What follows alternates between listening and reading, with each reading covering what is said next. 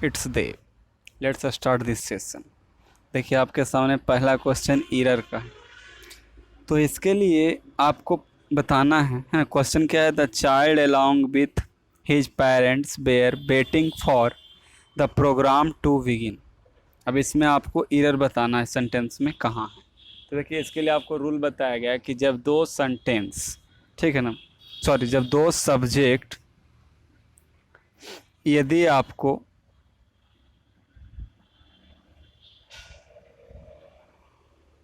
यदि दो सब्जेक्ट जो हो यदि किससे जुड़ा हुआ हो, along with हो गया, एज वेल एज हो गया,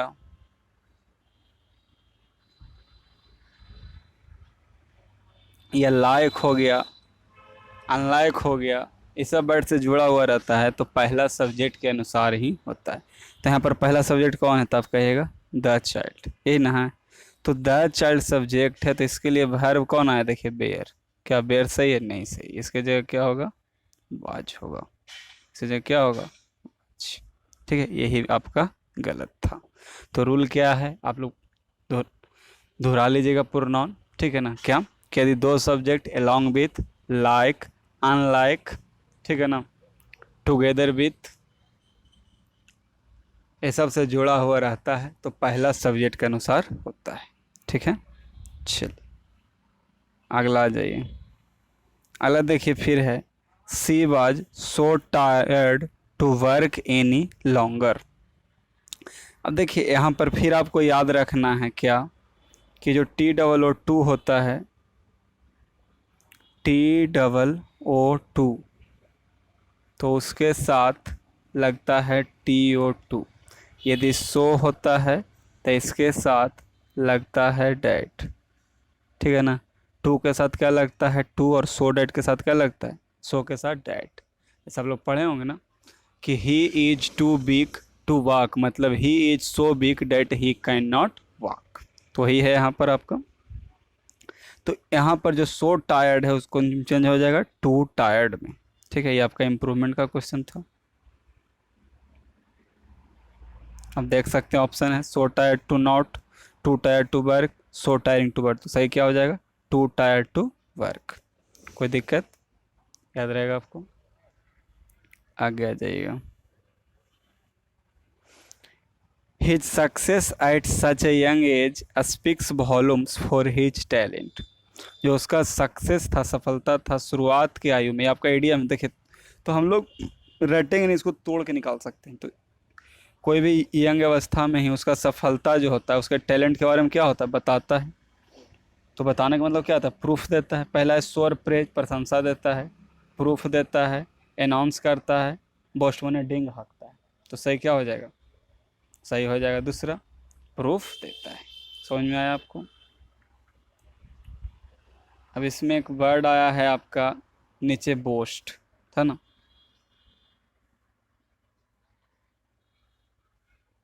नीचे जो बोस्ट आया है चौथा ऑप्शन, इसका हम लोग साइनो लिख लीजिए, जो पूछेगा आपके एग्जाम में। ब्रैग, ब्रैग मतलब भी होता है डिंग हाँकना। ब्रैग मैंने क्या होता है, डिंग हाँकना, ठीक है।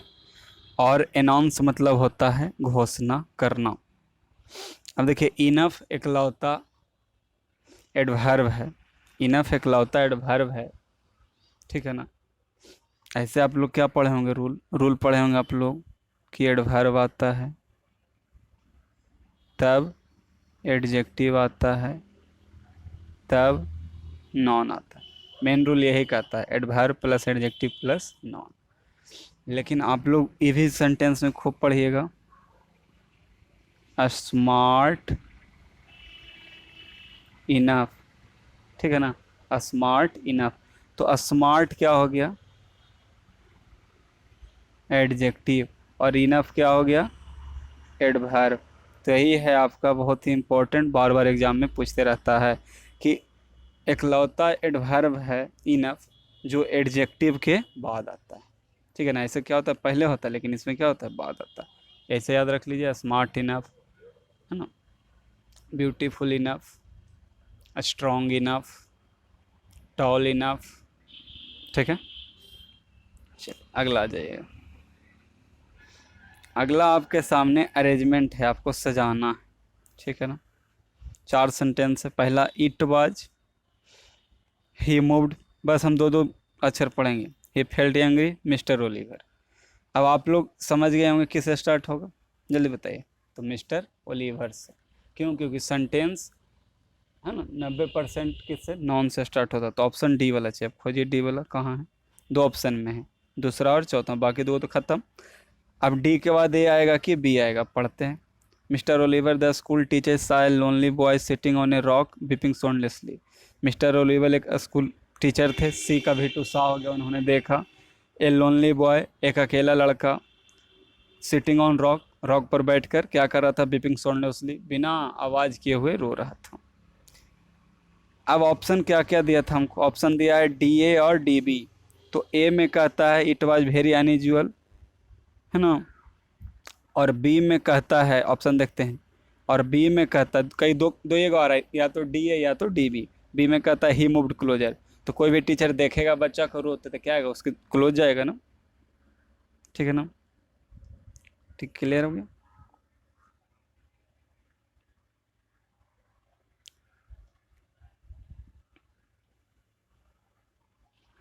चलिए आगे नेक्स्ट।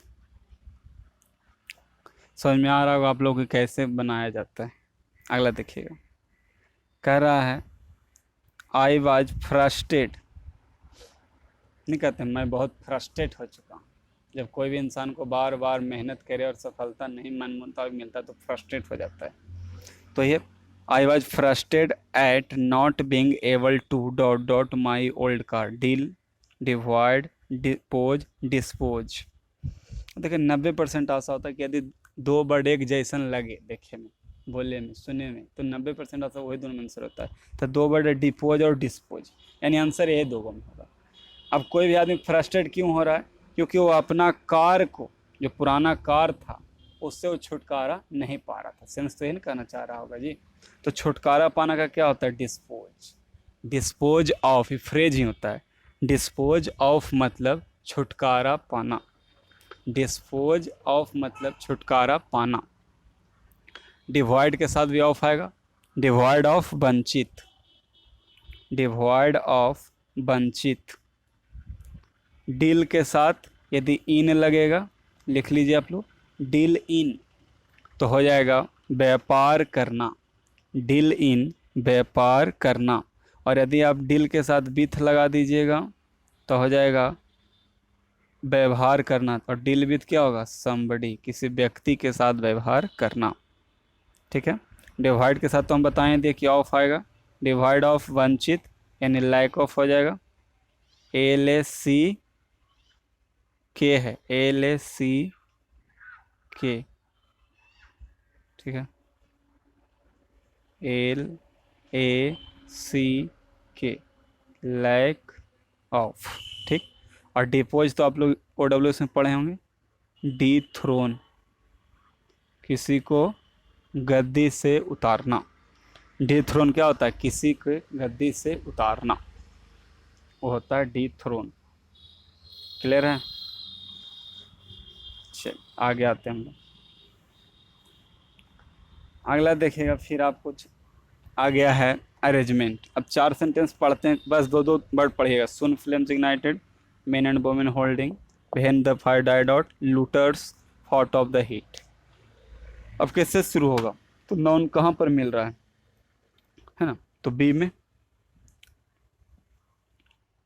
और डी में,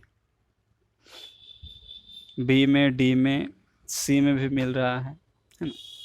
तो ज़रूरी नहीं कि हर एक क्वेश्चन आप नॉन प्रोनाउन से ही बना सकते हैं, क्योंकि देखिए आप सोच रहे हैं बी और डी, है ना, तो यहाँ पर स्टार्ट किससे होगा, बी से होगा, है ना। अब बी से ऑप्शन देख लीजिए कौन कौन है, एक है ए से, एक है बी से, फिर सी से, मतलब 2 ऑप्शन है बी से। अब बी के बाद कौन आएगा, सी आएगा कि ए आएगा। तो बी में कहता है पहले men and women holding flames torches aloft raced up and down the palace terraces. जो मैन और वोमेन जो होल्ड किए था जलता हुआ टॉर्च, रेसअप मैंने तेज़ी से दौड़ते हुए आए और कहाँ पहुँच गए, जो महल होता है उसके टेरिस में। सी में कहता है when the fire died out all the remained of magnificent places with the stone columns. Option कौन कौन दिया था बी के बाद? बी के बाद ए दिया था और सी दिया था।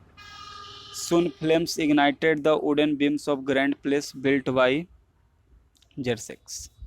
ठीक है, तो लेके आया, उसके बाद जल्द ही क्या हुआ कि फ्लेम्स इग्नाइटेड यानी जो वुडन था बीम्स, यानी लकड़ी का जो बना हुआ था ग्रैंड पैलेस है ना, जिसको जरसेक्स बनाया था, उसमें क्या हो गया, आग पकड़ लिया। तो बी के बाद ए आ गया। अब ए के बाद डी दे रहा, देख लीजिए, looters fought off the heat of the inferno to drag out gold and silver vessels. ठीक है, ये आपको बनाते बनाते ही क्लियर होगा। ठीक है, आगे आ जाइए।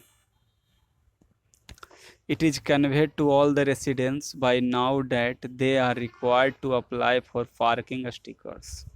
देखिए, इट इज कन्वे तो ऐसे गड़बड़ है। आप लोग पढ़े हैं ना कि ये जाए मार के बाद या तो V4 आएगा या तो V3 आएगा, तो ये तो खत्म। इंप्रूवमेंट है। अब देखते पहला option it has been conveyed हो सकता है, अगला इट इज कन्वेड हो सकता है, इट भी कन्वेड। देखिए टोटल पैसिव वॉइस में दिया है। अब पूरा पढ़े तब समझ में आएगा। कहता है they are required to apply for parking stickers, यानी उन लोगों को ज़रूरत है पार्किंग स्टिकर्स को अप्लाई करने का। तो ऐसा क्या किया गया, कन्वे कर दिया गया, ऐसा मैसेज दे दिया गया है।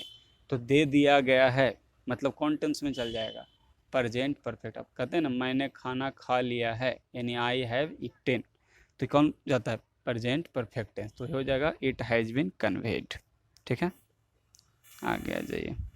अगला इडियम है, तो देखिए इंड इन अ स्मोक, कोई भी चीज़ धुआं में इंड हो गया, ख़त्म हो गया। इसका मतलब कोई भी आदमी सिगरेट पीता है तो धुआं में ख़त्म हो जाता है, उससे कोई रिजल्ट निकलता है, कोई फ़ायदा होगा क्या, उसका कोई बॉडी बने, कुछ नहीं बनेगा, यानी यील्डेड नो रिजल्ट। क्लियर।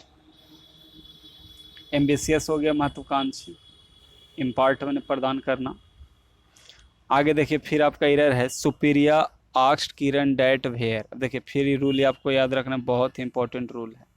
क्या रूल है आपका, तो रूल यही याद रखना है कि यदि WH रहे, क्या रहे, WH रहे, तो उसके पहले डैट कभी भी प्रयोग नहीं होगा। यदि सेंटेंस के बीच में लिखना तो लिख सकते हैं, यदि सेंटेंस के बीच में WH रहे तो उससे पहले डैट कभी भी प्रयोग नहीं होगा, नहीं होगा, नहीं होगा। यदि WH रहे उसके पहले डैट का प्रयोग नहीं होगा, नहीं होगा, नहीं होगा। उसके बाद यदि WH का हम लोग प्रयोग कर देंगे, ठीक है ना, तो उसके बाद आगे जो सेंटेंस होगा पहले सब्जेक्ट होगा, उसके बाद ही क्या आएगा, तो वर्ब आएगा।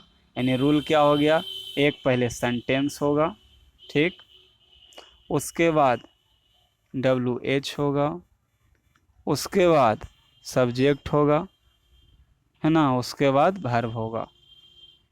क्लियर है, ये आपको याद रखना है, कोई दिक्कत?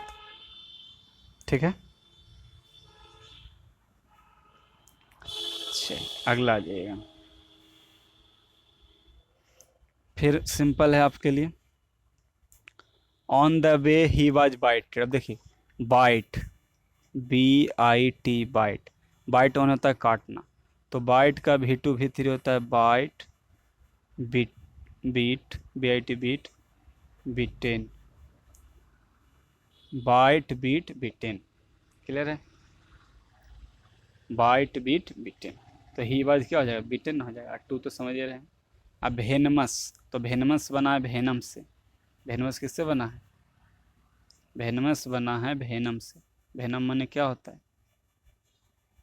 याद है, भेनम, VENOM, भेनम, भेनम मतलब हो जाएगा पॉइजन, भेनम मतलब क्या हो जाएगा, पॉइजन। और यदि जो पॉइजन को काट करता है वो कौन होता है, एंटीडोट। पढ़े ना OWS में, who kills the effect of, है ना, that kills the effect of poison, antidote. Clear है, चलिए आगे आ जाइए। The owner of the house was dot dot at the watchman for letting in a stranger। जो घर का मालिक था, ऑनर वन क्या होता है, मालिक, dot dot at the watchman for letting in A stranger. Watchman पर, है ना, किसी भी स्ट्रेंजर को आने दिया। लेट मैंने क्या हुआ, आने देना। तो आने दिया इसलिए क्या था, जो घर का मालिक था उस पर नाराज था। इंडिग्नेंट मैंने क्या होता है, नाराज। इंडिग्नेंट मतलब नाराज। और याद रखना है कि इंडिग्नेंट के साथ कौन प्रीपोजिशन आता है, एट। इंडिग्नेंट के साथ कौन आता है, एट।